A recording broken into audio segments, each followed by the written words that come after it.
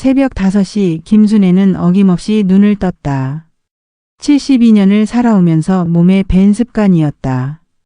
분식집을 운영할 때부터 시작된 이 시간은 이제 그녀에게 유일한 자유시간이 되어버렸다. 오늘이 내 생일이지. 순애는 작은 소리로 혼잣말을 했다. 벽에 걸린 달력을 보니 빨간 동그라미가 쳐진 3월 15일이 또렷했다. 며느리 박미정이 작년에 써준 엄마 생일이라는 글씨가 희미하게 보였다. 부엌으로 나와 물을 끓이면서 순애는 창밖을 내다보았다. 아직 어둑한 골목길에 가로등이 외롭게 서 있었다.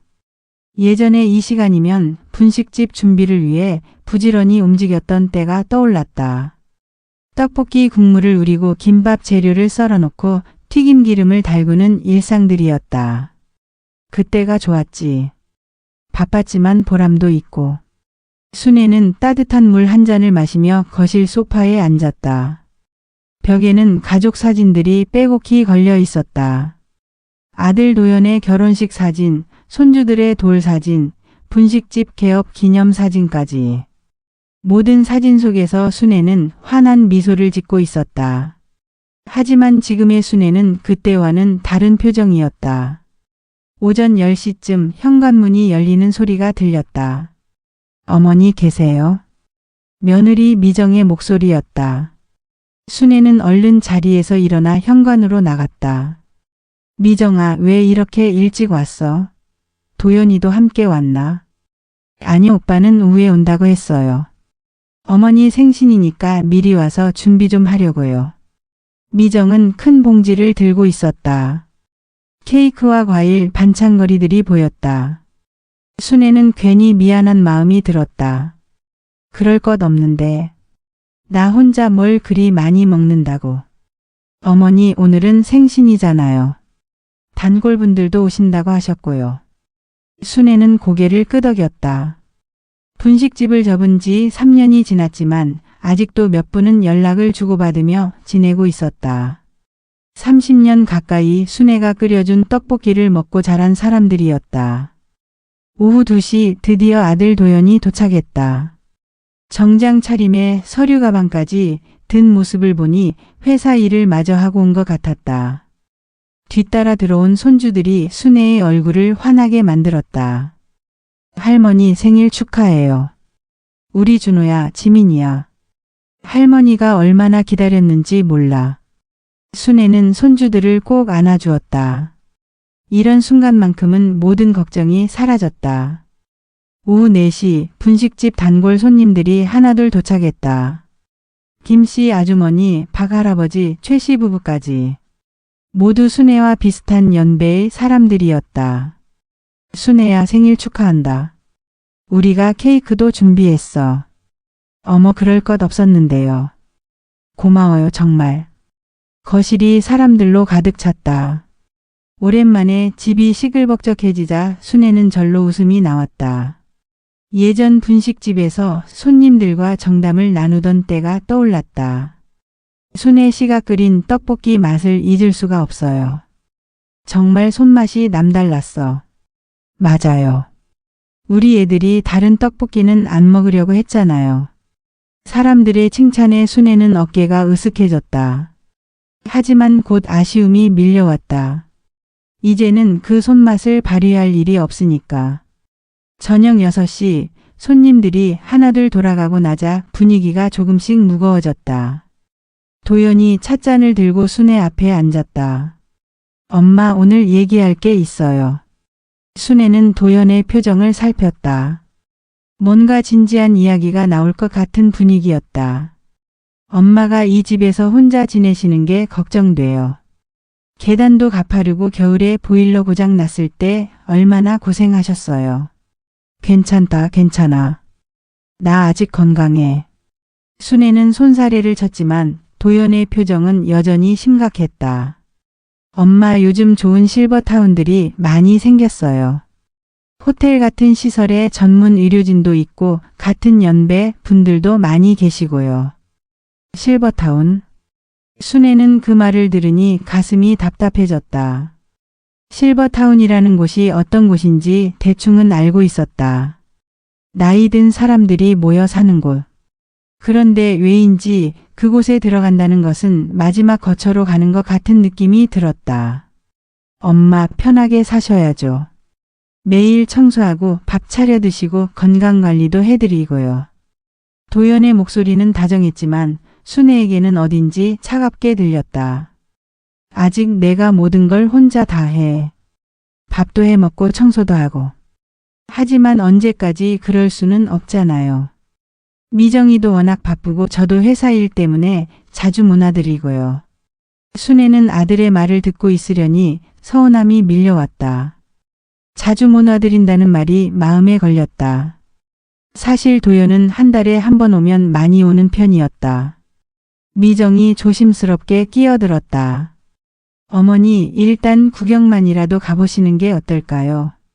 요즘 실버타운은 정말 좋다고 하더라고요. 그래 엄마. 일단 보고 결정하세요. 괜찮으면 가시고 마음에 안 들면 안 가셔도 되니까. 도연도 맞장구 쳤다. 손주들은 스마트폰 게임에 정신이 팔려 있었고 거실에는 어색한 침묵이 흘렀다. 순애는 찻잔을 바라보며 생각에 잠겼다. 정말 이 집에서 혼자 사는 것이 힘들어진 건가? 아니면 가족들이 자신을 짐스러워하는 건가? 내가 그렇게 많이 늙었나? 순애의 중얼거림에 도연이 얼른 대답했다. 그런 게 아니라 엄마 건강을 생각해서 하는 말이에요. 전문 의료진이 상주하고 있으니까 안전하잖아요. 그래요 어머니. 요즘 실버타운은 정말 호텔 같다고 하더라고요. 미정도 거들었다. 하지만 순애의 마음은 복잡했다. 저녁 9시 가족들이 모두 돌아간 후 순애는 혼자 설거지를 했다. 찻잔들을 닦으면서 아까의 대화가 계속 머릿속을 맴돌았다. 실버타운이라. 정말 그곳에 가야 하는 걸까? 거실로 돌아와 소파에 앉은 순애는 벽에 걸린 가족 사진들을 다시 바라보았다. 모든 사진 속 가족들은 행복해 보였다. 하지만 지금은 왜 이렇게 멀게만 느껴지는 걸까? 핸드폰이 울렸다. 분식집 단골이었던 김씨 아주머니였다.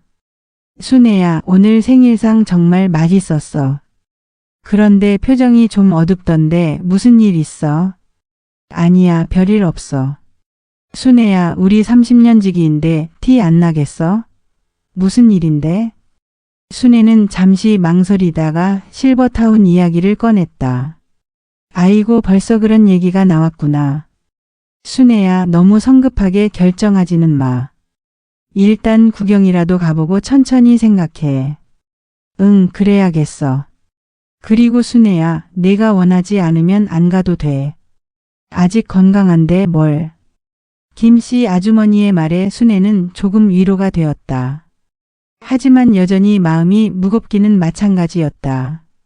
밤 11시 순애는 침대에 누워 천장을 바라보았다. 72번째 생일이 이렇게 무거운 마음으로 끝날 줄은 몰랐다. 내가 정말 가족들에게 짐이 되고 있는 걸까? 아니면 이게 자연스러운 흐름인 걸까? 바람이 창문을 흔드는 소리를 들으며 순애는 잠든 척 눈을 감았다. 하지만 잠은 쉽게 오지 않았다. 일주일 후 순애는 도연과 미정을 따라 실버타운에 도착했다. 프리미엄 실버타운 해모로라는 간판이 햇빛에 반짝이고 있었다. 우와, 정말 호텔 같네요. 미정이 감탄하며 말했다. 실제로 건물 외관은 웬만한 호텔보다 더 고급스러워 보였다. 깔끔한 화강암 외벽에 넓은 유리창들이 줄지어 있었다. 엄마 어때요? 생각보다 괜찮죠? 도연도 만족스러운 표정을 지었다. 순애는 별말 없이 고개만 끄덕였다. 겉으로 보기에는 정말 좋아 보였다. 현관을 들어서자 넓은 로비가 펼쳐졌다. 대리석 바닥이 반들반들 빛나고 천장에는 화려한 샹들리에가 걸려 있었다. 로비 한쪽에는 카페 공간도 마련되어 있었다. 어서 오세요. 김순애 어르신이시죠? 정장을 차려입은 중년 남성이 다가왔다. 원장 최재국이었다. 키가 크고 인상이 반듯한 그는 사업가의 냄새가 물씬 풍겼다. 네, 안녕하세요.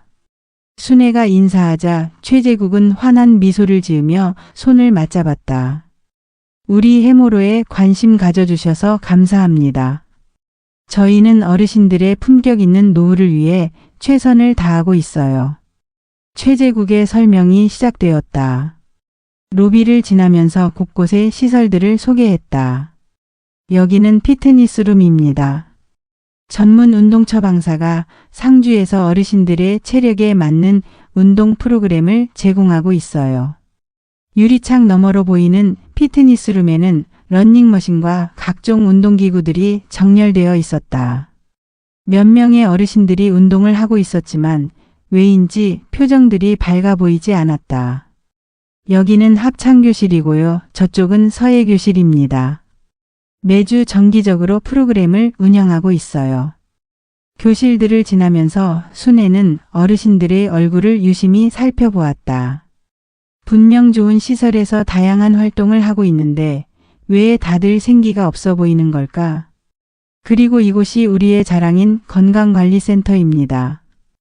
의료진이 상주하는 공간이었다. 간호사 몇 명이 바쁘게 움직이고 있었고 어르신들이 줄을 서서 기다리고 있었다. 매일 아침 건강 체크를 하고 약물 복용도 철저히 관리합니다. 어르신들이 깜빠먹으실 일이 없죠. 최재국이 자신 있게 말했다. 순애는 고개를 끄덕였지만 마음 한구석이 어딘지 불편했다. 이제 객실, 아니 거주 공간을 보여드릴게요. 엘리베이터를 타고 3층으로 올라갔다. 복도는 깔끔하고 조용했다. 하지만 순애는 구석진 곳에 먼지가 쌓여 있는 것을 발견했다. 청소가 완벽하지 않은 것 같았다. 이게 2인실이고요. 저쪽이 1인실입니다. 어르신께서는 어떤 걸 원하세요? 1인실로 보고 싶어요. 순애가 말하자 최재국은 열쇠를 꺼내 방문을 열었다. 방은 생각보다 넓었다. 침대, 옷장, 작은 테이블까지 모든 가구가 깔끔하게 배치되어 있었다. 창밖으로는 정원이 내려다 보였다. 어때요, 엄마? 괜찮죠? 도연이 기대에 찬 목소리로 물었다. 그러게요, 정말 호텔 같아요. 미정도 만족스러워했다. 순애는 방 안을 천천히 둘러보았다. 확실히 집보다는 편리해 보였다. 하지만 왜인지 마음이 편하지 않았다. 화장실도 안전바가 설치되어 있고 응급 상황에 대비한 호출벨도 있어요. 최재국이 세심한 부분까지 설명했다. 그리고 무엇보다 저희는 가족 같은 분위기를 자랑합니다. 어르신들끼리 서로 챙기고 직원들도 친자식처럼 모시고 있어요. 그때 복도에서 목소리가 들렸다. 야, 뭘 그렇게 오래 해. 빨리 방으로 들어가. 직원이 어르신에게 다소 거칠게 말하는 소리였다. 최재국의 표정이 순간 굳어졌다. 죄송합니다. 신입 직원이라 아직 교육이 부족해서. 아, 네. 괜찮습니다. 순애는 대수롭지 않게 넘겼지만 아까 가족 같은 분위기라는 말과는 대조적이었다. 식당을 둘러보는 시간이 되었다. 넓은 공간에 깔끔한 테이블들이 배치되어 있었다. 몇 명의 어르신들이 간식 시간을 가지고 있었다. 식단은 영양사가 직접 관리하고 개인별 건강 상태에 따라 조절해 드립니다. 최재국이 자랑스럽게 설명했다. 그때 한 할머니가 순애에게 다가왔다. 70대 중반 정도로 보이는 분이었는데 파마머리가 단정했다. 새로 오시는 분인가요? 저는 정옥자예요. 아, 안녕하세요. 김순애입니다. 정옥자는 순애의 손을 잡으며 작은 목소리로 속삭였다. 낯설면 초반엔 말 조심하세요. 여기 다 들려요. 네? 순애가 되묻자 정옥자는 슬쩍 주위를 둘러보더니 더 작은 목소리로 말했다. 나중에 따로 말씀드릴게요. 그리고는 자연스럽게 자리로 돌아갔다. 순애는 영문을 모르겠다는 표정으로 정옥자의 뒷모습을 바라보았다. 어르신들끼리 금방 친해지세요. 좋은 분들이 많아요. 최재국이 웃으며 말했지만 순애는 정옥자의 말이 자꾸 신경 쓰였다.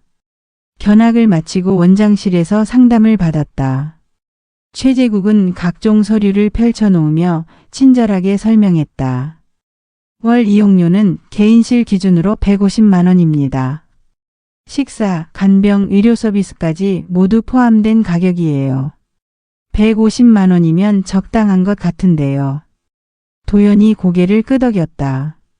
그리고 입주하시면 건강관리는 저희가 완전히 책임집니다. 매일 정해진 시간에 약도 드리고 건강 상태도 체크하고요. 약 관리까지 해주시는군요. 순애가 말하자 최재국은 더욱 자신 있게 대답했다.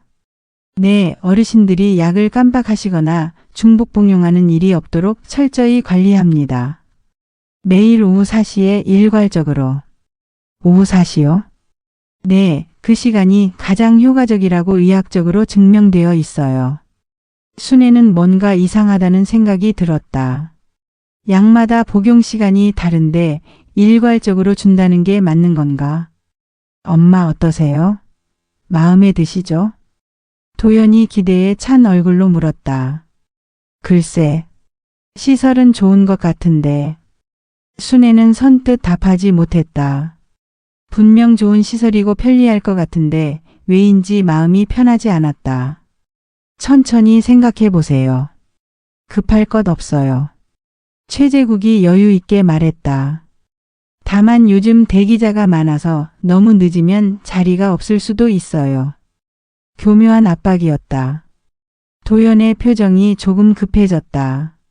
엄마, 좋은 기회인 것 같은데요. 그렇기는 한데. 순애는 여전히 망설였다. 차라리 마음에 안 들면 거절하기라도 쉬웠을 텐데 애매하게 좋기도 하고 아니기도 해서 결정하기가 어려웠다. 집으로 돌아가는 차 안에서 가족들은 실버타운 얘기로 꽃을 피웠다. 시설이 정말 좋더라. 저런 곳에서 살면 편하실 것 같은데. 맞아요. 의료진도 상주하고 있고 프로그램도 다양하고. 순애만 조용히 창밖을 바라보고 있었다. 정옥자 할머니의 말이 자꾸 떠올랐다. 말 조심하세요. 여기 다 들려요. 도대체 무슨 뜻이었을까? 그리고 복도에서 들었던 직원의 거친 목소리, 구석진 곳의 먼지, 어르신들의 어두운 표정들이 계속 마음에 걸렸다. 정말 저곳이 좋은 곳일까? 아니면 내가 너무 예민하게 생각하는 걸까? 집에 도착해서도 순애의 고민은 계속되었다. 분명 좋은 시설인 것 같은데 왜 마음이 편하지 않을까? 저녁을 먹으면서도 가족들은 실버타운 얘기를 계속했다. 어머니, 정말 좋은 기회인 것 같아요. 요즘 이런 시설 들어가기 힘들다고 하던데. 그래요, 엄마. 더 늦기 전에 결정하시는 게 좋을 것 같아요. 순애는 고개만 끄덕였다. 가족들이 이렇게 권하는데 자꾸 반대할 수도 없었다. 하지만 마음 한구석의 불안감은 가시지 않았다. 그날 밤 순애는 또다시 잠을 이루지 못했다. 정옥자 할머니의 말이 계속 머릿속을 맴돌았다. 내일은 다시 한번 혼자서 가봐야겠다는 생각이 들었다.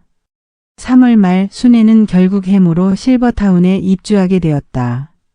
가족들의 계속된 권유와 더 늦으면 자리가 없다는 원장의 말에 떠밀려 결정한 것이었다. 어머니, 좋은 선택하셨어요. 편하게 지내세요. 도연이 마지막 짐을 정리하며 말했다.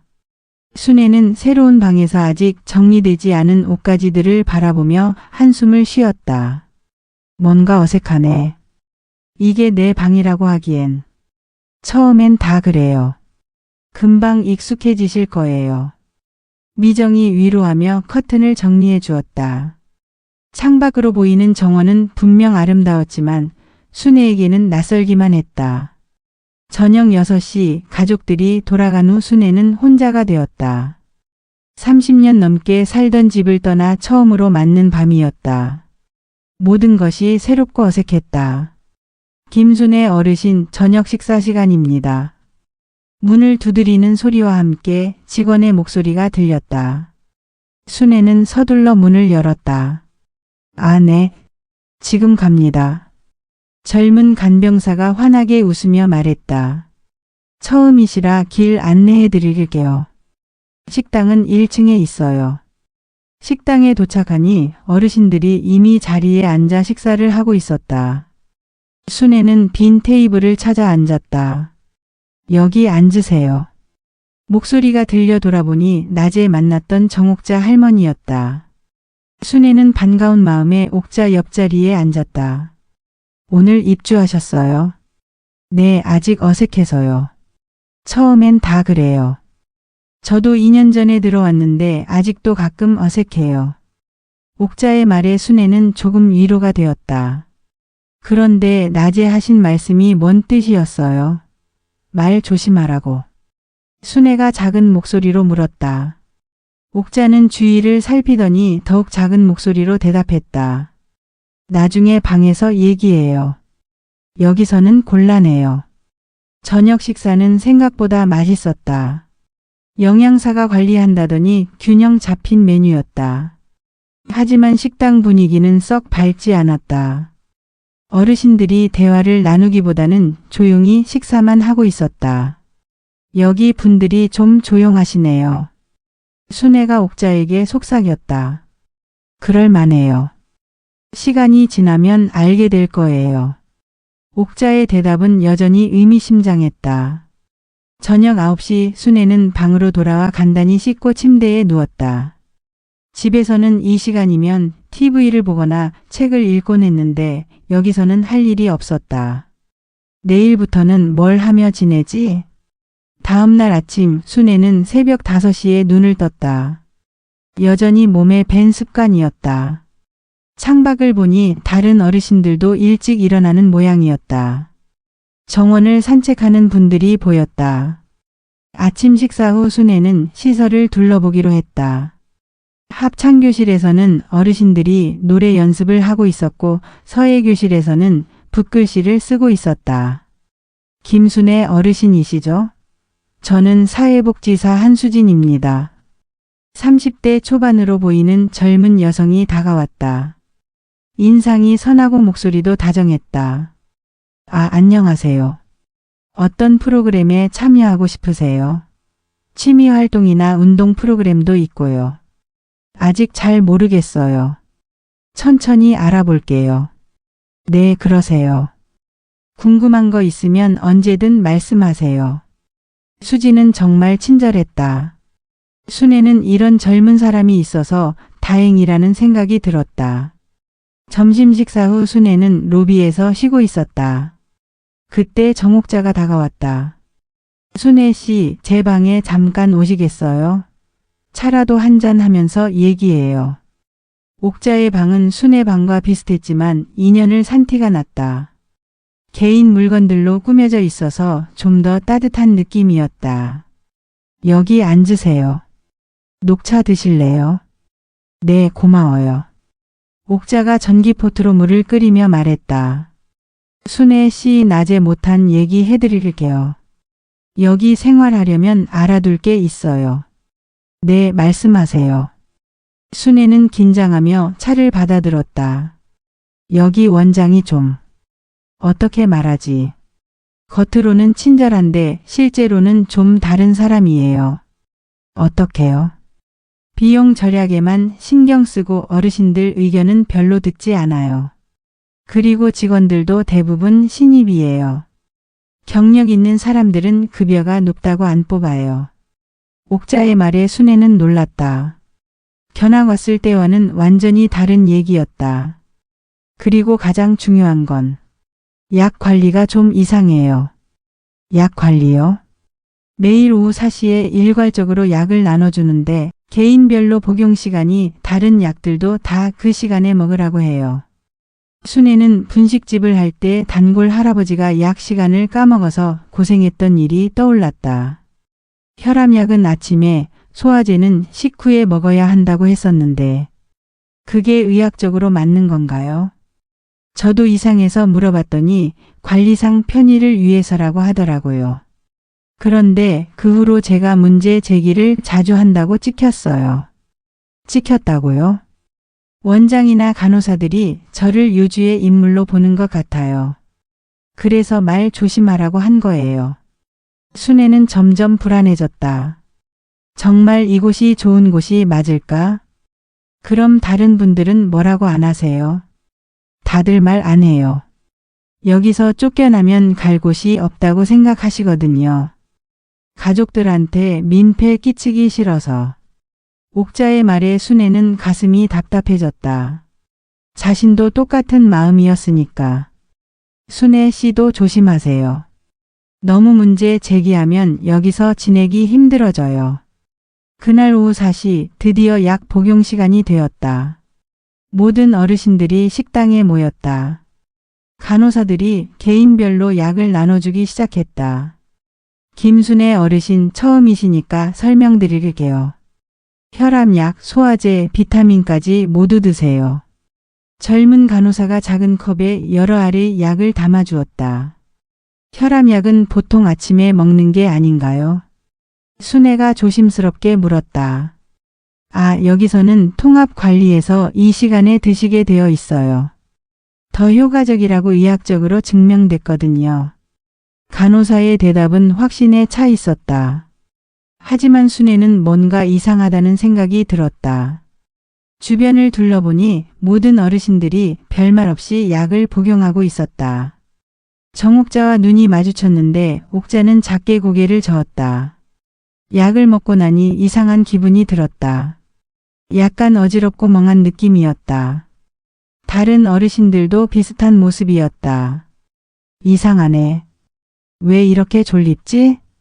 순애는 혼잣말을 했다. 평소에 약을 먹어도 이런 적은 없었는데. 김순애 어르신 괜찮으세요? 간호사가 다가와 물었다. 좀 졸린 것 같아요. 처음에는 그럴 수 있어요. 몸이 적응하면 괜찮아질 거예요. 간호사는 대수롭지 않게 말했다. 하지만 순애는 이 졸음이 자연스럽지 않다는 느낌이 들었다.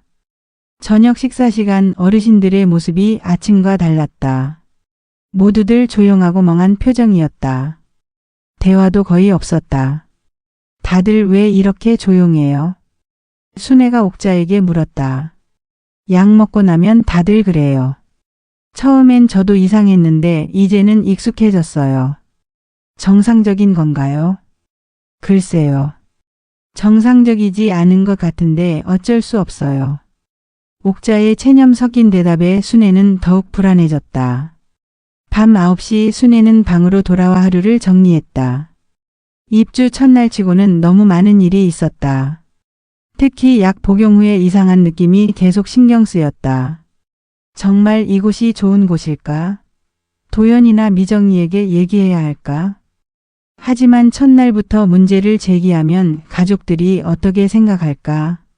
엄마가 너무 예민하다고 할 것 같았다. 분식집을 할 때 생각이 났다. 단골 박 할아버지가 약을 잘못 먹어서 응급실에 간 적이 있었다. 혈압약을 하루에 2번 먹어서 혈압이 너무 떨어진 것이었다. 그때 순애가 약 봉투를 확인해 드렸던 기억이 났다. 그때 할아버지 약 봉투에 적힌 복용법을 봤었는데 순애는 갑자기 무언가 기억이 날 듯 말 듯 했다. 하지만 정확히 무엇인지는 떠오르지 않았다. 새벽 2시 복도에서 이상한 소리가 들렸다. 문을 살짝 열어보니 간호사 2명이 의료용 카트를 끌고 지나가고 있었다. 이거 언제까지 이렇게 해야 하는 거야? 모르겠어. 원장님 지시니까 따라야지. 그래도 이건 좀. 간호사들의 대화가 들렸지만 내용은 정확히 알 수 없었다. 순애는 조용히 문을 닫았다. 뭔가 이상해. 정말 이상해. 입주한 지 일주일이 지났다. 순애는 점차 실버타운의 일과에 적응해가고 있었지만 마음속 불안감은 커져만 갔다. 어머니 어떠세요? 편하시죠? 첫 번째 면회를 온 것은 며느리 미정이었다. 도연은 바쁘다며 오지 않았다. 응, 시설은 좋아. 그런데 순애는 말을 망설였다. 무엇부터 얘기해야 할지 모르겠었다. 그런데요. 아니야, 아직 적응 중이라서. 결국 순애는 속내를 털어놓지 못했다. 미정이 멀리서 시간 내서 왔는데 첫날부터 불평을 늘어놓을 수는 없었다. 여기 계신 분들은 어떠세요? 친하게 지내세요? 응, 옆방 정옥자 할머니가 친절해. 이것저것 알려주고. 다행이네요. 걱정 많이 했거든요. 미정과 1시간 정도 이야기를 나눈 후 순애는 미정을 배웅했다. 어머니, 불편한 거 있으면 언제든 연락하세요. 그래, 고마워. 미정이 떠난 후 순애는 더욱 외로워졌다. 가족들과 물리적 거리가 멀어진 것보다 마음의 거리가 멀어진 것 같은 느낌이었다. 둘째 주가 되자 이상한 패턴을 발견했다. 매일 오후 4시 약 복용 후 어르신들이 일제히 조용해지는 것이었다. 처음에는 개인차라고 생각했는데 너무 규칙적이었다. 옥자 씨, 약 먹고 나면 왜 다들 이렇게 조용해져요? 순애가 조심스럽게 물었다. 저도 처음엔 이상하다고 생각했어요. 그런데 간호사가 그러는데 약 성분 때문에 졸음이 온다고 하더라고요. 모든 사람이 똑같이요. 글쎄요. 저도 잘 모르겠어요. 옥자도 확실하지 않다는 표정이었다. 그날 오후 순애는 약을 받으면서 간호사에게 질문했다. 이 약들이 뭔지 알 수 있을까요? 혈압약, 소화제, 비타민이에요. 혈압약은 보통 아침에 먹는다고 들었는데요. 여기서는 통합관리에서 오후에 드시게 되어 있어요. 간호사의 대답은 여전히 똑같았다. 하지만 순애는 뭔가 석연치 않았다. 그날 저녁 분식집 단골이었던 김씨 아주머니에게서 전화가 왔다. 순애야, 어떻게 지내? 실버타운 생활은 어때? 응, 시설은 좋아. 그런데 좀 이상한 게 있어. 순애는 김씨 아주머니에게 약 이야기를 했다. 그게 정상적인 거야? 모든 약을 같은 시간에 먹는 게? 아니지 그럼. 약마다 먹는 시간이 다른 거야. 혈압약은 아침에, 소화제는 식후에 먹어야지. 김씨 아주머니의 말에 순애의 의심은 확신으로 바뀌었다. 그럼 내가 먹는 약이 잘못된 거야? 한번 확인해봐. 약 봉투에 복용법이 적혀 있을 거야. 전화를 끊고 순애는 생각에 잠겼다. 약 봉투를 어떻게 확인할 수 있을까? 다음날 오후 약 복용 시간이 되었다. 순애는 간호사가 주는 약을 받으면서 말했다. 약 봉투를 볼 수 있을까요? 어떤 약인지 확인하고 싶어서요. 아, 그럴 필요 없어요. 저희가 다 관리하고 있으니까요. 간호사가 슬쩍 피하는 것 같았다. 그래도 제가 먹는 약이니까 알고 싶어요. 어르신들이 직접 관리하시면 실수할 수 있어서 저희가 대신 관리해 드리는 거예요. 간호사의 어조가 약간 차갑게 변했다. 순애는 더 이상 말하지 않았다. 그날 저녁 정옥자가 순애 방에 찾아왔다. 순애 씨, 오늘 약 봉투 달라고 했다면서요. 응, 내가 먹는 약이 뭔지 알고 싶어서. 조심하세요. 여기서는 그런 질문 안 하는 게 좋아요. 왜요? 문제를 제기하는 사람으로 찍혀요. 그럼 여기서 지내기 힘들어져요. 옥자의 경고에 순애는 더욱 불안해졌다. 셋째 주 도연이 첫 번째 면회를 왔다. 엄마 어떠세요? 좋죠? 응, 그런데. 순애는 도연에게 약 이야기를 꺼내려 했다. 그런데요? 약을 모두 같은 시간에 먹게 하는데 그게 맞는 건가? 당연히 맞죠. 전문 의료진이 관리하는 거니까요.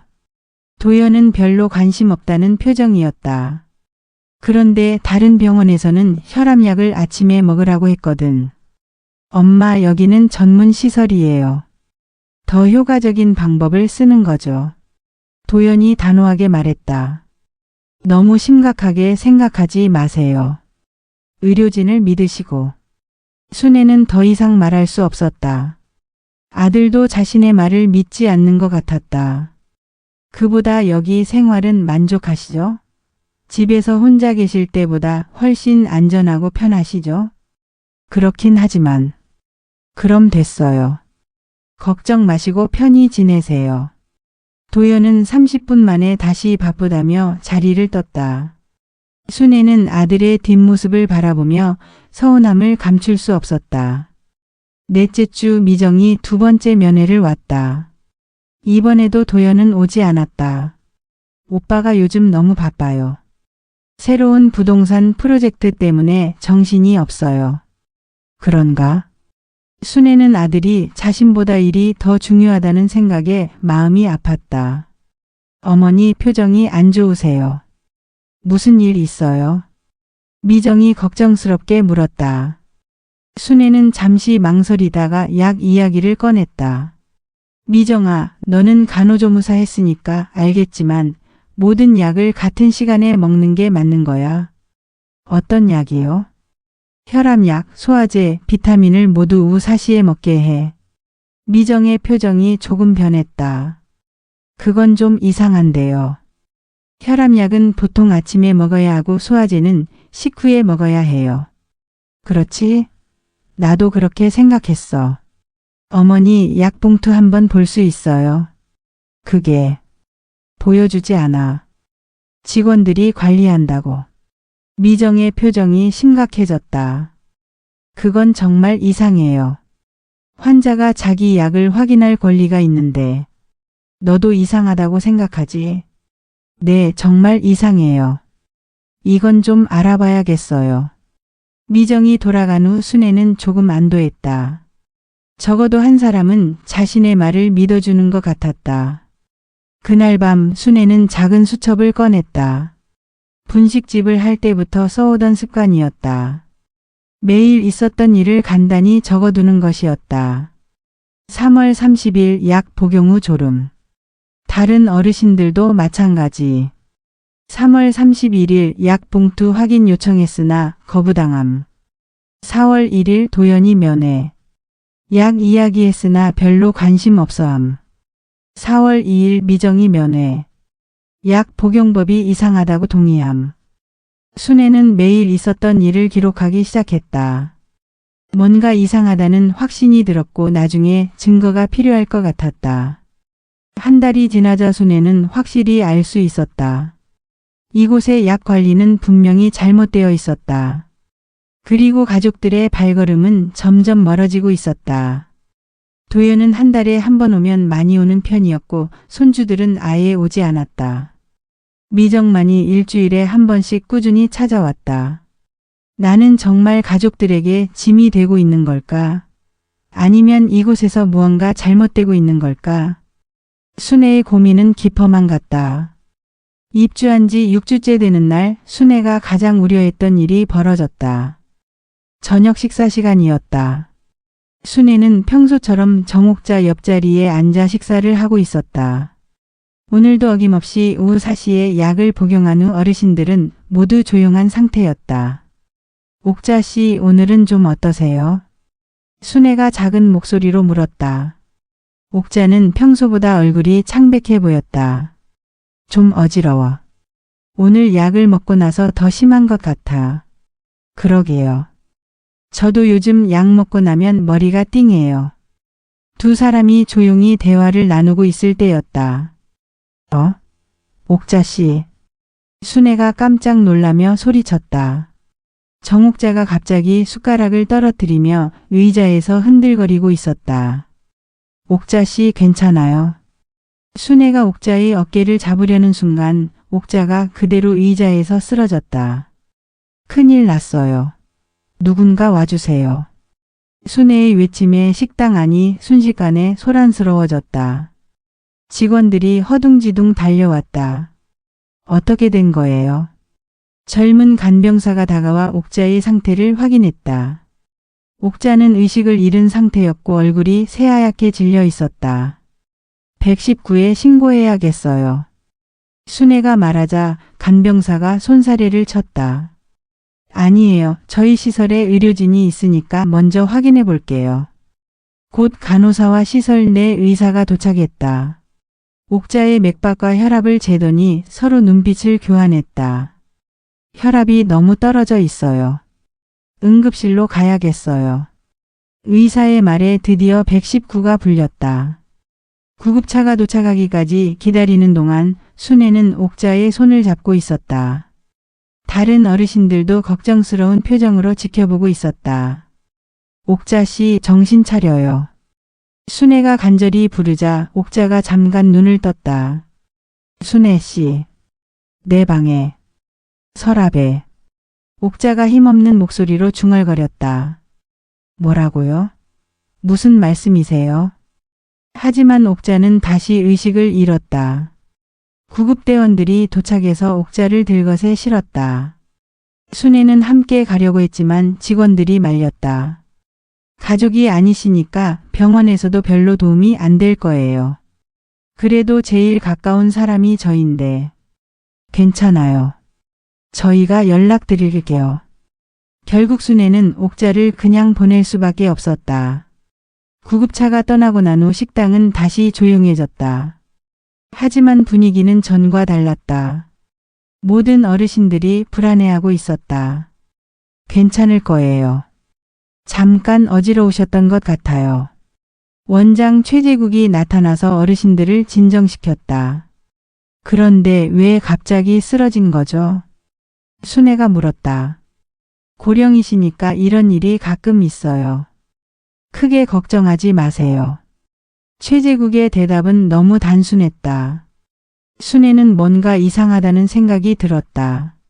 그날 밤 순애는 잠을 이룰 수 없었다. 옥자가 마지막에 한 말이 계속 머릿속을 맴돌았다. 내 방에. 서랍에. 무슨 뜻이었을까? 다음 날 아침 순애는 옥자의 안부를 물어봤다. 어제 쓰러진 정옥자 할머니는 어떻게 되었나요? 아, 괜찮으세요. 단순한 저혈압이었어요. 간호사가 대수롭지 않게 대답했다. 언제 돌아오세요? 글쎄요, 며칠 더 관찰해야 할 것 같아요. 하지만 순애는 뭔가 숨기는 것 같다는 느낌을 받았다. 점심시간 후 순애는 몰래 옥자의 방 앞에 가보았다. 문이 잠겨 있었지만 청소하는 직원을 따라 들어갈 수 있었다. 잠깐만 옥자 씨 물건 좀 챙겨갈게요. 순애가 말하자 청소 직원은 별말 없이 허락했다. 옥자의 방에 들어선 순애는 서랍을 조심스럽게 열어보았다. 옷가지와 개인용품들이 정리되어 있었다. 그런데 제일 아래 서랍에서 뭔가 발견했다. 작은 봉투들이 숨겨져 있었다. 자세히 보니 약 봉투들이었다. 옥자가 매일 받던 약들의 포장지였다.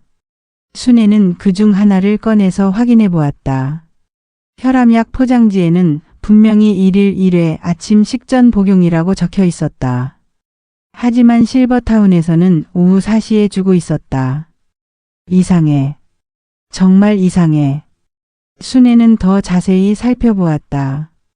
다른 약 봉투들도 마찬가지였다. 소화제는 식후 30분 복용이라고 되어 있는데 역시 오후 4시에 일괄 복용하고 있었다. 가장 심각한 것은 수면제였다. 수면제가 혈압약과 함께 포장되어 있었던 것이다. 수면제를 왜 오후에 줘? 순애는 깜짝 놀랐다. 수면제를 오후에 복용하면 저녁 내내 졸릴 수밖에 없었다. 그래서 모든 어르신들이 약 복용 후 조용해지고 멍한 상태가 되는 것이었다. 이건 명백히 잘못된 거야. 순애는 급히 몇 개의 약 봉투를 가방에 넣었다. 증거로 남겨둬야 할 것 같았다. 그때 방문이 열리는 소리가 들렸다. 김순애 어르신 여기서 뭐 하세요? 간호사가 들어왔다. 순애는 깜짝 놀라며 가방을 닫았다. 옥자 씨 개인용품 좀 챙기려고요. 병원에 가져다 주려고. 아, 그럴 필요 없어요. 저희가 알아서 할게요. 간호사의 표정이 의심스럽다는 듯 했다. 그냥 속옷이나 양말 정도만요. 그래도 가족이 아니시니까. 나중에 문제가 될 수 있어요. 결국 순애는 빈손으로 방을 나올 수밖에 없었다. 하지만 이미 가방에는 중요한 증거가 들어 있었다. 그날 오후 4시 평소와 같이 약 복용 시간이 되었다. 순애는 간호사가 주는 약을 받으면서 자세히 관찰했다. 이 약들이 정확히 뭔가요? 혈압약, 소화제, 비타민이라고 말씀드렸잖아요. 수면제도 들어있나요? 순애의 질문에 간호사의 표정이 변했다. 왜 그런 걸 물어보세요? 약을 먹고 나면 너무 졸려서요. 그건 개인차일 거예요. 간호사가 당황하는 것 같았다. 순애는 더 이상 묻지 않고 약을 받았다. 하지만 이번에는 약을 먹는 척하다가 화장실에서 버렸다. 옥자의 약 봉투를 본 후로는 이 약들을 믿을 수 없었다. 저녁 식사 시간 순애만 유독 정신이 또렷했다. 다른 어르신들은 여전히 멍한 상태였다. 정말 수면제를 섞어서 주고 있구나. 순애는 확신했다. 하지만 이걸 누구에게 말해야 할까?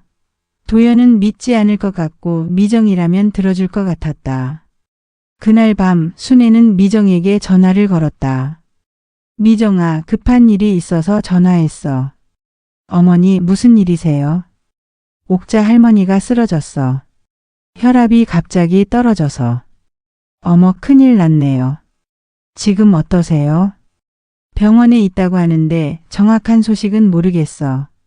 그런데 미정아, 더 심각한 걸 발견했어.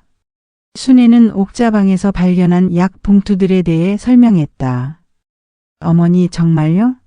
그럼 지금까지 잘못된 약을 드신 거예요. 그런 것 같아. 그리고 수면제까지 섞여 있었어. 수면제요? 그럼 어르신들이 하루 종일 졸린 게 당연하네요. 미정의 목소리에 분노가 섞여 있었다. 미정아, 이걸 어떻게 해야 할까? 어머니, 증거를 확보해야 해요. 약 봉투 가지고 계세요? 응, 몇 개 가져왔어. 내일 당장 가서 확인해 볼게요. 이건 정말 심각한 문제예요. 전화를 끊고 순애는 조금 안도했다. 드디어 자신의 말을 믿어주고 도와줄 사람이 생긴 것 같았다. 하지만 동시에 걱정도 되었다. 이런 일이 알려지면 이곳에서 지내기 힘들어질 것 같았다. 그렇다고 이대로 넘어갈 수는 없었다. 옥자처럼 다른 어르신들도 위험할 수 있었다. 그날 밤 순애는 자신의 수첩에 오늘 있었던 일을 자세히 기록했다. 4월 15일 정옥자 할머니 쓰러짐. 저혈압. 방에서 약 봉투 발견. 복용법이 모두 잘못됨. 수면제 포함되어 있음. 이제 정말 중요한 국면을 맞이한 것 같았다. 다음 날 오전 미정이 급하게 실버타운에 도착했다. 순애는 로비에서 기다리고 있었다.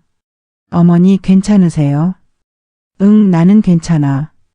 그런데 큰일이야. 순애는 미정을 자신의 방으로 데려갔다.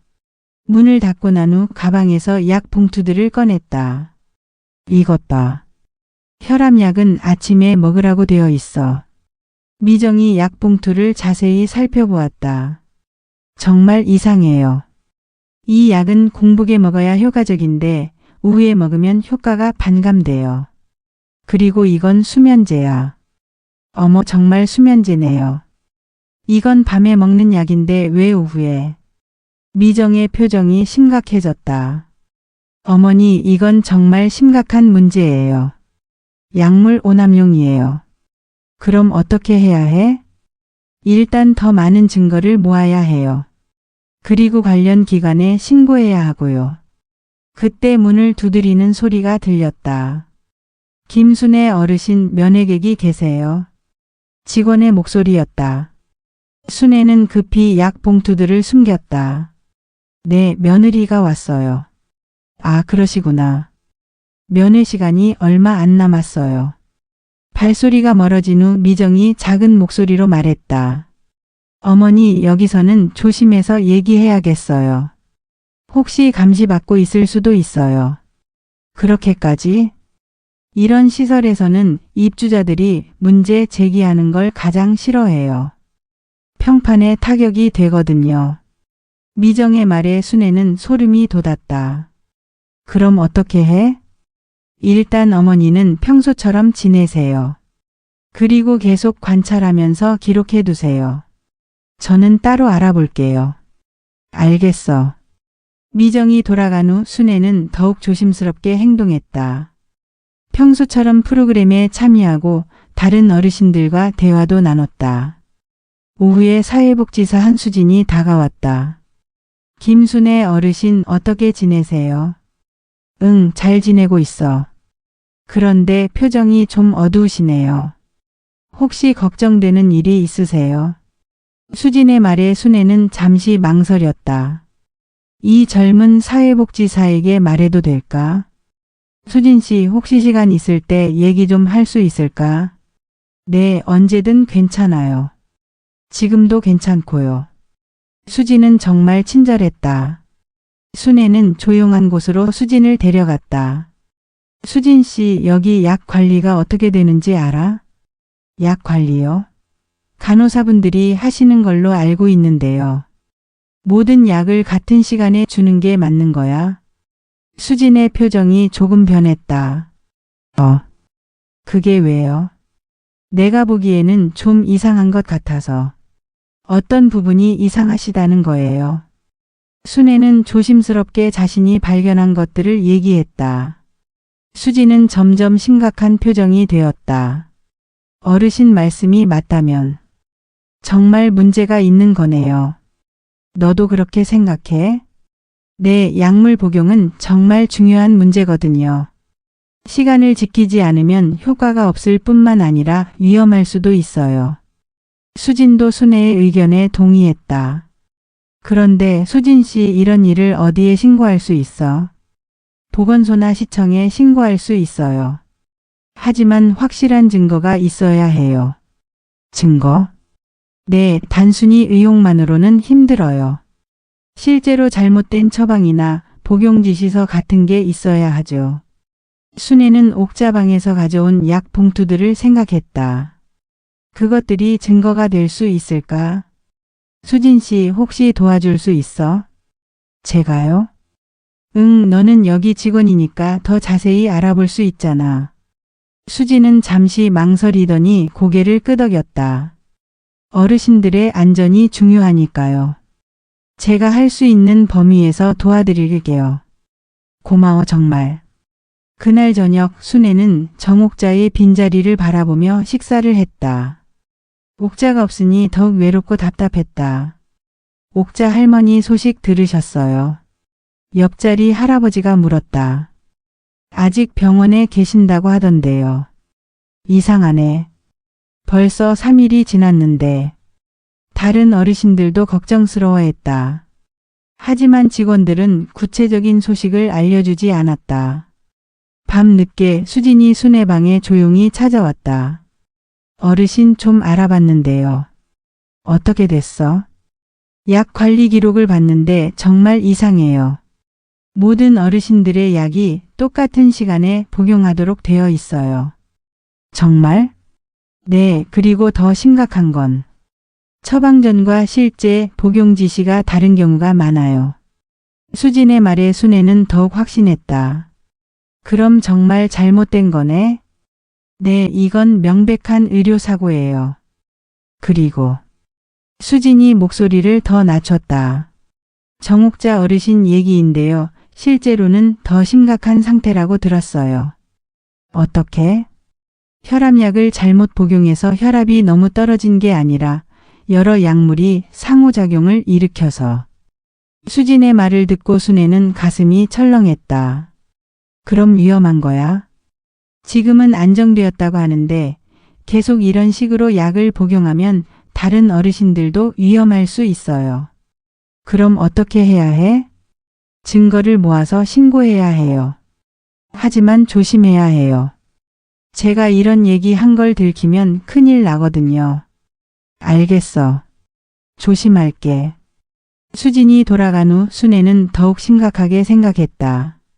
이건 단순한 관리, 소홀이 아니라 어르신들의 생명과 직결된 문제였다. 다음 날 미정이 다시 찾아왔다.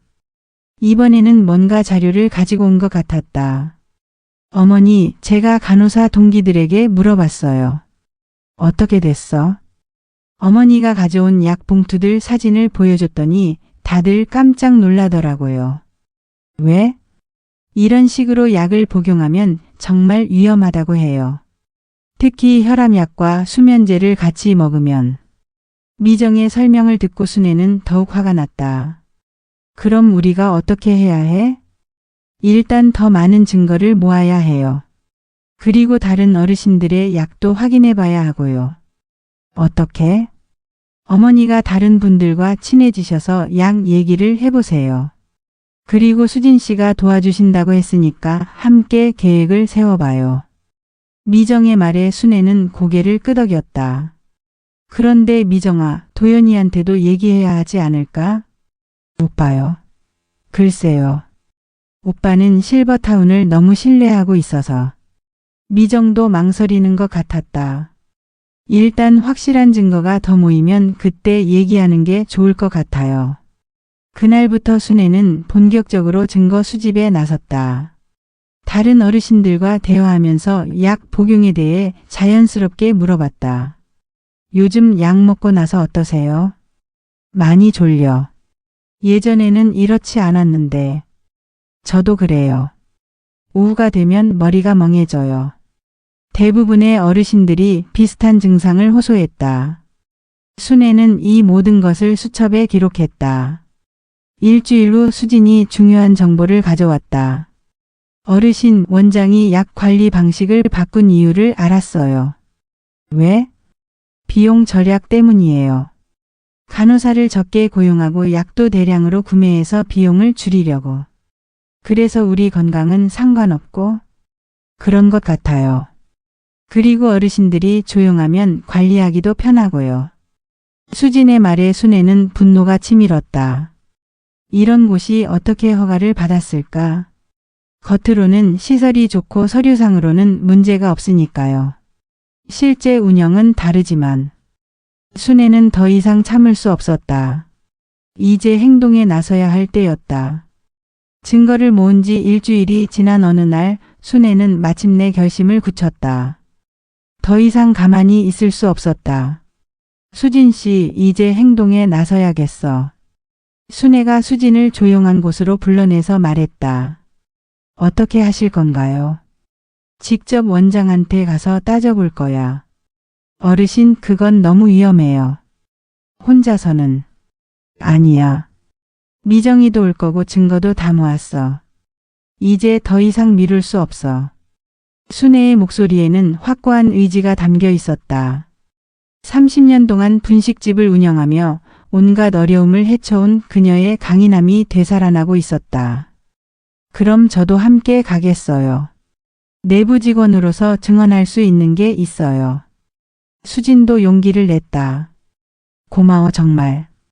그날 오후 미정이 도착했다. 이번에는 뭔가 준비를 단단히 하고 온 것 같았다. 어머니, 간호사 동기가 도와줬어요. 약물 복용 가이드라인이랑 관련 법규도 찾아봤고요. 그래?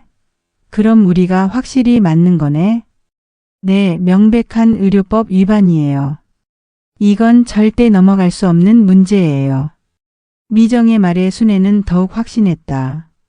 오후 3시 순애는 미정과 수진과 함께 원장실로 향했다. 관리사무소 직원이 깜짝 놀라며 말했다. 김순애 어르신, 무슨 일이세요? 원장님께 드릴 말씀이 있어서요. 아, 그러시구나. 잠시만 기다리세요. 직원이 내선 전화를 걸었다. 잠시 후 원장 최재국이 나타났다. 평소보다 표정이 굳어 있었다. 어떤 일로 오셨나요? 원장님, 중요한 얘기가 있어서 왔어요. 순애의 목소리는 떨리지 않았다. 오히려 단호했다. 원장실로 들어가서 얘기하시죠. 원장실에 들어가자 최재국이 자리에 앉으며 물었다. 무슨 일인지 말씀해 보세요. 순애는 가방에서 정옥자의 약 봉투들을 꺼냈다. 이것 좀 보세요. 최재국의 표정이 변했다. 이게 뭔가요? 정옥자 할머니 약 봉투예요. 처방전에는 아침에 먹으라고 되어 있는데 왜 오후에 주시는 거죠? 순애가 약 봉투를 들며 따졌다. 그건 관리상 편의를 위해서. 편의요? 어르신들 건강보다 편의가 더 중요해요. 순애의 목소리가 높아졌다. 그리고 이건 뭐예요? 수면제잖아요. 왜 오후에 수면제를 줘요? 최재국이 당황하기 시작했다. 그건 의료진과 상의해서 결정한 거예요. 어떤 의료진이요? 약사요, 의사요? 미정이 끼어들었다. 저는 간호조무사 출신인데 이건 명백한 의료법 위반이에요. 의료법 위반이라니 그건 너무 심한 표현 아닌가요? 최재국이 변명하려 했지만 순애는 멈추지 않았다. 내가 30년 동안 분식집을 하면서도 장부 한 줄 허투루 적지 않았어요. 손님들 건강 생각해서 위생도 철저히 관리했고요. 그런데 여기는 어때요? 어르신들 생명과 직결된 약을 이렇게 대충 관리해도 되는 거예요. 순애의 말에는 수십 년 경험에서 우러나온 무게가 있었다. 김순애 어르신 진정하세요. 저희도 나름대로가 아니라 제대로 해야죠. 그때 수진이 조심스럽게 말했다. 원장님, 사실 저도 약 관리에 대해 의문이 있었어요. 어르신들이 자꾸 어지럽다고 하시고 하루 종일 졸리다고 하시고. 한수진 씨, 지금 무슨 말을 하는 거예요? 최재국의 목소리가 차갑게 변했다. 사실을 말하는 거예요. 정옥자 어르신이 쓰러진 것도 약물 복용 때문이잖아요. 그건 개인적인 건강 문제였어요. 아니에요. 혈압약을 잘못된 시간에 복용해서 혈압이 떨어진 거라고 병원에서 말했어요. 수진의 폭로에 최재국의 얼굴이 새하얗게 변했다. 어디서 그런 얘기를 들었나요? 병원에 문의해 봤어요. 미정이 서류를 꺼내며 말했다. 여기 정옥자 어르신 진료 기록이에요. 명백히 약물 복용 오류로 인한 저혈압이라고 되어 있어요. 최재국은 할 말을 잃었다. 순애가 다시 입을 열었다. 원장님, 정말 궁금한 게 있어요. 우리를 왜 이렇게 대우하는 거예요? 우리도 사람이고 존중받을 권리가 있는 거 아닌가요? 무슨 말씀이신지. 약을 대충 주고 건강 상태는 신경 안 쓰고 문제 제기하면 눈치 주고. 이게 프리미엄 실버타운이에요. 순애의 목소리에는 분노와 실망이 섞여 있었다. 그리고 하나 더 궁금한 게 있어요. 순애가 최재국을 똑바로 바라보며 말했다. 내 아들이랑 무슨 얘기를 하셨어요? 네? 제 아들 이도현이요. 부동산 중개업을 하는. 최재국의 표정이 또 한 번 변했다. 별다른 얘기는. 거짓말 마세요. 분식집에서 30년 동안 온갖 사람들 봤어요. 거짓말하는 사람 눈빛은 금방 알아봐요. 순애의 날카로운 지적에 최재국은 더욱 당황했다. 도연이가 내 집 처분 얘기했죠. 그래서 나를 여기 빨리 들어오게 하려고 했던 거죠. 그건 어르신 복지를 위해서. 복지요? 우리 복지는 생각 안 하면서. 순애가 책상을 탁 치며 일어났다. 내가 이 나이에 이런 얘기 하게 될 줄 몰랐어요. 하지만 더 이상 참을 수 없어요. 어르신 진정하세요. 진정하라고요? 정옥자 할머니가 쓰러진 걸 보고도 진정하라고요? 다른 어르신들도 위험한데 진정하라고요? 순애의 목소리가 떨렸다. 하지만 그것은 두려움이 아니라 분노 때문이었다. 미정이 일어나서 말했다. 원장님, 저희는 법적 조치도 불사할 각오가 되어 있어요. 관련 기관에 신고할 수도 있고요. 신고라니. 네, 보건소, 시청, 경찰서 어디든 갈 수 있어요. 증거는 충분히 모았거든요. 수진도 덧붙였다. 원장님, 이 문제를 덮으려고 하시면 더 큰 문제가 될 거예요. 차라리 지금 시정하시는 게. 시정이라니. 우리가 뭘 잘못했다는 거예요. 최재국이 갑자기 목소리를 높였다. 우리는 최선을 다해서 어르신들을 모시고 있어요. 약간의 관리상 문제가 있을 수는 있지만. 약간의 문제요? 순애가 최제국을 노려보며 말했다. 사람 생명에 관련된 게 약간의 문제예요. 그런 뜻이 아니라. 원장님, 솔직히 말씀하세요. 비용 절약 때문에 이렇게 하는 거 아닌가요? 미정이 직격탄을 날렸다. 간병사도 적게 고용하고 약도 대량으로 구매해서 아무 때나 주고. 그래서 운영비를 줄이려는 거 아닌가요? 그건. 최제국이 말문이 막혔다. 순애가 마지막으로 말했다. 원장님, 나는 이 나이에 싸움하려고 여기 온 게 아니에요. 편히 살려고 왔어요.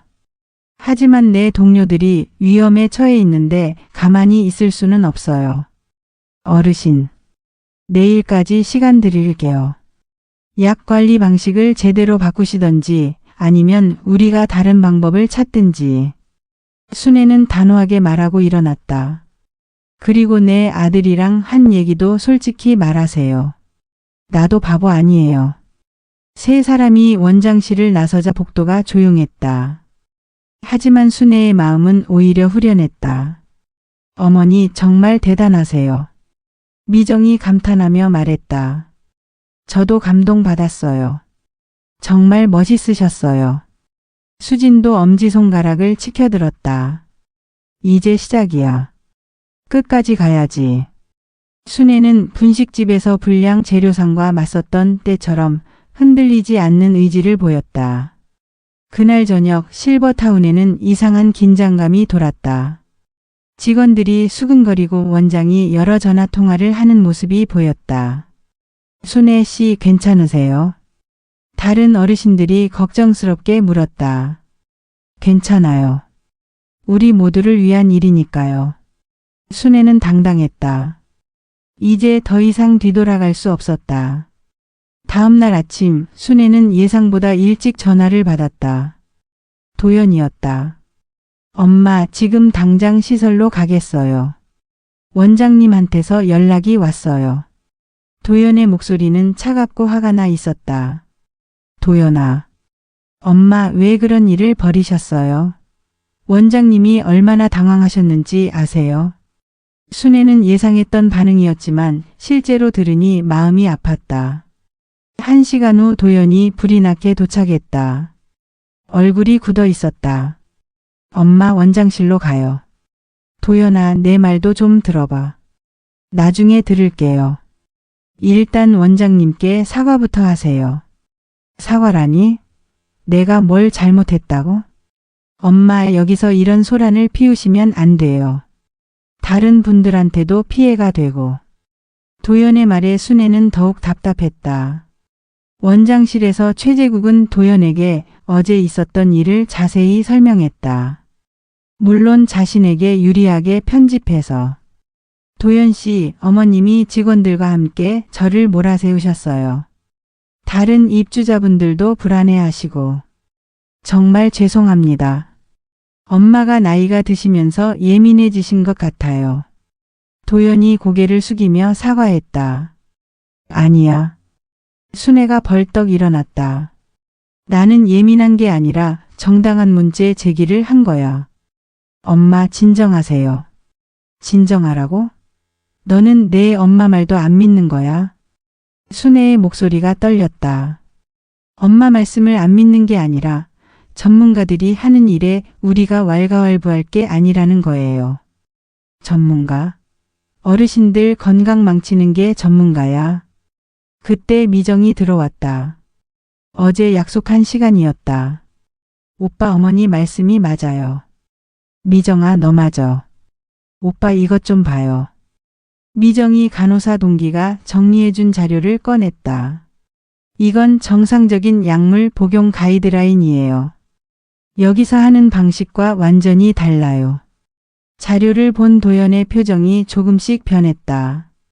그리고 이건 정옥자 할머니 진료 기록이에요. 약물 복용 오류 때문에 쓰러지신 거예요. 정말, 정말이에요. 도연이 최제국을 바라봤다. 이건 오해가 있는 것 같은데요. 최재국이 당황하며 변명했다. 무슨 오해요? 명백한 의료 기록인데요. 미정이 따졌다. 도연은 자료를 꼼꼼히 살펴봤다. 부동산업을 하면서 각종 서류를 많이 다뤄본 그였기에 이 자료들이 얼마나 심각한지 금방 알 수 있었다. 원장님, 이게 사실이면 도연 씨, 저희도 나름대로 최선을. 최선이라고요? 도연의 목소리가 차갑게 변했다. 제 어머니를 이런 식으로 대우하면서 최선이라고 하는 거예요. 이제 도연이 화를 내기 시작했다. 그리고 저와 무슨 약속을 하셨다고 했던가요? 그건 혹시 저희 어머니 집 처분 얘기하셨나요? 도연의 날카로운 질문에 최재국은 말을 못했다. 도연아, 정말 그런 얘기했어? 순애가 아들을 바라봤다. 엄마, 죄송해요. 도연이 고개를 숙였다. 처음에는 정말 엄마 생각에서 시작한 일이었어요. 그런데 어느 순간 뭐? 집 처분하면 좋겠다는 생각이 들었어요. 부동산 경기도 좋고 자금 사정도 있고. 도연의 고백에 순애는 가슴이 철렁했다. 그래서 나를 여기 보낸 거구나. 엄마, 그런 게 아니라 뭐야? 나는 팔아넘길 물건이었던 거야. 순애의 목소리에 실망과 분노가 섞여 있었다. 엄마, 정말 죄송해요. 저도 모르게. 너도 모르게? 30년 동안 너 키우고 교육시키고 결혼시키고. 그게 다 너도 모르게였어? 순애의 말에 도연은 할 말을 잃었다. 원장님. 순애가 최재국을 바라보며 말했다. 계약 취소할게요. 네? 여기서 나갈 거예요. 당장. 어머니. 도연이 말리려 했지만 순애는 이미 결심을 굳힌 상태였다. 30년 동안 분식집 하면서 이런 비양심적인 사람들 많이 봤어요. 불량 재료 쓰면서 손님들 속이는 업체들 말이에요. 순애가 최재국을 똑바로 바라보며 말했다. 그런 업체들과는 절대 거래 안 했어요. 손님들 건강이 더 중요하니까요. 어르신. 여기도 마찬가지예요. 내 건강, 다른 어르신들 건강보다 돈이 더 중요한 곳이니까 나갈 거예요. 순애는 당당했다. 그리고 도연아. 내 엄마. 너도 반성해. 내 엄마를 돈벌이 수단으로 생각했던 거 말이야. 도연은 고개를 들 수 없었다. 엄마, 정말 죄송해요. 제가 잘못 생각했어요. 이제 와서 후회해도 늦어. 하지만 순애의 목소리에서 조금씩 온기가 돌아오고 있었다. 그날 저녁 순애는 짐을 정리했다. 많지 않은 짐이었지만 여기서의 2개월이 많은 것을 깨닫게 해준 시간이었다. 수진이 작별 인사를 하러 왔다. 어르신, 정말 존경해요. 어르신 덕분에 저도 많이 배웠어요. 수진아, 고마웠어. 앞으로도 어르신들 잘 보살펴줘. 네, 그리고 원장이 약 관리 방식 바꾸기로 했어요. 어르신 덕분이에요. 다행이네. 그럼 내가 여기 온 보람이 있구나. 다음 날 도연과 미정이 순애를 데리러 왔다. 엄마, 어디로 가실 건가요? 일단 예전 집으로 돌아갈 거야. 하지만 그 집은 팔지 않았잖아. 다행히. 순애가 씁쓸하게 웃었다. 엄마, 정말 죄송해요. 앞으로는 이런 일 없을게요. 도연아, 엄마가 늙었다고 해서 함부로 대하면 안 돼. 나도 존중받을 권리가 있어. 네, 명심할게요. 차 안에서 미정이 말했다. 어머니, 혹시 계획이 있으세요? 응, 있어. 순애의 목소리에 희망이 섞여 있었다. 예전 분식집 단골들이 자꾸 연락해. 소규모 전원주택 단지에서 마을 회관 음식 담당자를 구한다고. 정말요? 응, 거기서 주말마다 어르신들한테 분식도 해드리고 젊은 엄마들한테 요리도 가르쳐 달라고 하더라. 순애의 얼굴에 활기가 돌아왔다. 그리고 손주들도 주말마다 놀러 올 수 있고. 한 달 후 순애는 작은 전원주택에 정착했다. 집은 작았지만 마당이 있어서 텃밭도 가꿀 수 있었다.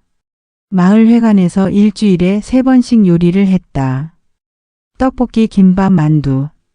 30년 동안 갈고 닦은 손맛이 마을 사람들에게 큰 인기였다. 순애 이모 떡볶이 정말 맛있어요. 아이들의 칭찬에 순애는 절로 웃음이 났다. 어느 토요일 손주들이 놀러 왔다. 할머니, 여기가 훨씬 좋아요. 그래? 왜? 할머니가 웃어요. 전에는 자주 안 웃으셨는데. 손주의 말에 순애는 깨달았다. 실버타운에서는 진짜 웃음을 잃고 살았었구나.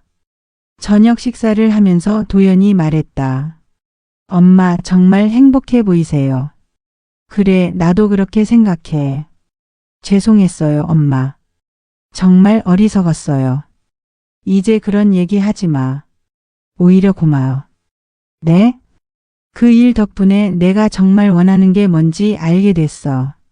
순애가 창밖을 바라보며 말했다. 내 노후의 진짜 집은 호텔도 실버타운도 아니었어. 내가 웃고 내가 원하는 사람들과 함께 있는 곳. 그게 바로 내 집이야. 엄마. 그리고 내가 누군가에게 도움이 되고 내 경험과 손맛을 나눌 수 있는 곳 말이야. 그날 밤 순애는 일기장에 적었다. 내 인생의 새로운 시작. 72세에 찾은 진짜 행복. 창밖으로 별이 반짝이고 있었다. 예전 분식집 뒷마당에서 보던 것과 같은 별이었지만 지금은 더 밝게 느껴졌다. 순애는 내일 마을 회관에서 만들 떡볶이 레시피를 생각하며 잠에 들었다. 얼굴에는 환한 미소가 떠나지 않았다. 진짜 집은 건물이 아니라 마음이 있는 곳이라는 것을 이제야 깨달은 것이다. 김순애의 용기 있는 이야기가 여러분께 감동을 드렸다면 구독과 좋아요 버튼을 눌러주세요. 여러분의 작은 관심이 더 많은 따뜻한 이야기를 만들어가는 힘이 됩니다. 댓글로 여러분의 생각과 경험도 나누어 주세요. 가족, 노후, 그리고 진정한 행복에 대한 여러분만의 이야기가 궁금합니다. 다음에도 인생의 지혜와 감동이 담긴 이야기로 찾아뵙겠습니다. 시청해 주셔서 감사합니다.